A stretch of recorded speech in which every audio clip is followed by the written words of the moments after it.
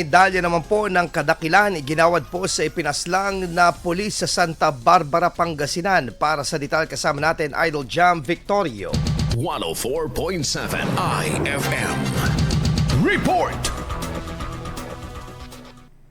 Iginawad ng Police Regional Office 1 ang medalya ng Kadakilaan sa nasawing personnel na si Police Staff Sergeant Renato Alvarado Jr. habang nagsasagawa ng drug surveillance sa Santa Barbara, Pangasinan. Dumalo sina Regional Director Police Brigadier General Evangelista at Provincial Director Police Colonel Rollyfer Capoquian sa lamin ng personnel kasabay ng pagbibigay parangal. Si Alvarado ay nasawi noong April 23 matapos ang ilang araw na pananatili sa ospital dahil sa pamamaril ng hindi pa natutukoy na suspect. Ayon sa Pangasinan PPO, mayroon ng person of interest sa krimen at nanindigang tututukan ng investigasyon para sa hustisya ng kanilang kabaro. Binigyan din ng mga opisyal na para sa kaligtasan ng mga inosenteng sibilyan ang sakripisyo ni Alvarado. Kasama mo muna dito sa IFM Tigupana. Ito si Idol Jam Victorio. Tatak, IFM.